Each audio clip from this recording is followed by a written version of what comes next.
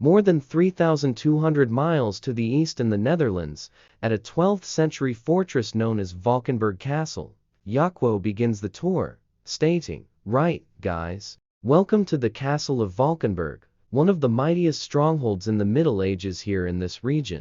As the group navigates the castle, Jaco warns, "Mind your head," as Corjan replies, "Okay, thank you." Rick reflects on their mission. Each of us, in our own way, are trying to make these very positive connections between what we're seeing and doing in the old world and how it may relate to Oak Island and the mystery. Jaco leads them to a dungeon beneath the castle, pointing out engravings on a 14th century wall. "If you look carefully, there is a 4-dot cross here, you see," he notes. Alex responds, "Oh, yeah, yep, adding, "We seem to see these 4-dot crosses in a lot of places. We've seen it on the H+O stone on Oak Island and throughout Europe. It's much more significant to us because we're kind of seeing it crop up all along this trail that we're chasing of the Knights Templar." Corjan introduces another symbol. "Could this be a goose paw?" Jaco responds with excitement, "No way. That is a goose. Remember when we saw the symbol in Nova Scotia?" Alex confirms. "Yeah." Jaco continues, "That is the mark of the Masons for the Knights Templar. Credible." In 2022, Corjan Mall showed Rick and the team a goose paw symbol, along with other carvings related to the Templar Order, etched into the rocky shoreline in Liverpool, Nova Scotia, just 50 miles southwest of Oak Island. Corjan expresses astonishment, stating, That's just crazy." Doug Crowell, joining the discussion, examines another symbol. Corjan points out, "This symbol here I've seen in Templar prisons before." Doug replies, "Oh really? Oh, I see what you're pointing out." He notes, "They are one of our primary suspects this year just because of the convergence of so many 1200 seconds dates.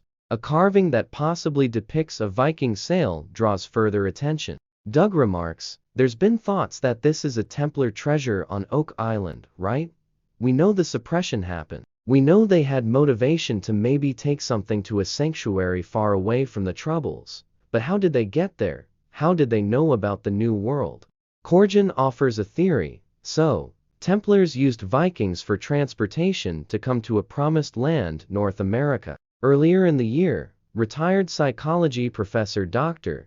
Doug Simmons presented research to the team detailing how Scandinavian Viking culture, known for exploring regions of North America more than 1,000 years ago, may have intermingled with the Templar Order during the 12th century Crusades. His findings suggest the Vikings could have helped the Templars navigate the Atlantic Ocean to hide their sacred treasures on Oak Island. This might be a clue that there's a link between Templar and Viking technology. Is it possible that Corjan has just found more evidence in Valkenburg Castle that supports Dr. Simmons' theory?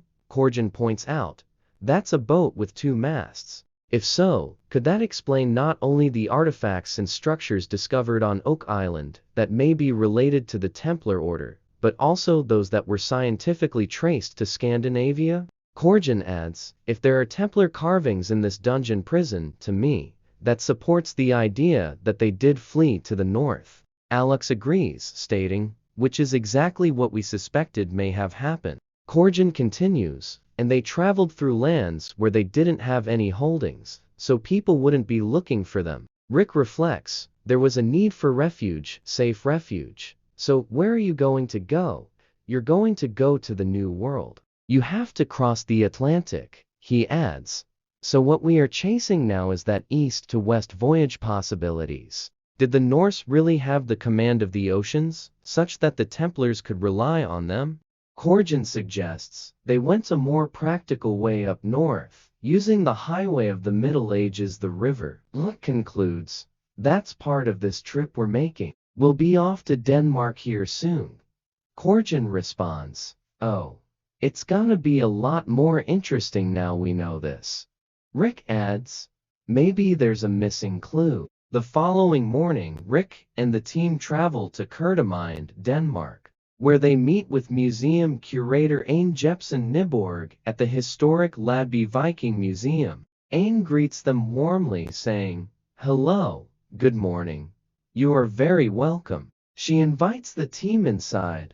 So, do move in, guys. This is gonna be very, very small. In their quest to uncover more connections between the Vikings and the Oak Island mystery, Rick and Doug present a picture of a believed medieval crossbow bolt discovered on Oak Island in the 1960s by the late Robert Dunfield. Rick explains, as it turns out, we have something we would like to show that's currently being conserved and tested. Doug provides the picture, saying, I do. This is the best photo I have of it.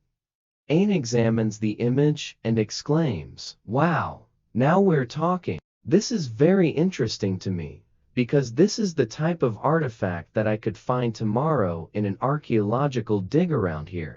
She explains, this is very quintessentially the way they made these artifacts in the Viking Age. Showing the team a replica, Ain continues, we have here an artifact which quintessentially looks very much like what we see here in the picture. Holding it up, she adds, this is an arrowhead for what we would call a longbow. Ain provides a historical context. These types of arrowheads come in around the beginning of the Viking Age, so we're talking about 800. We see this particular point, and then it goes on throughout the Viking Age and stops somewhere around the middle of the medieval period, so this is pre-1300. Doug expresses amazement. That is really cool, it asks. So this could have been used through the 1200s. Ain confirms.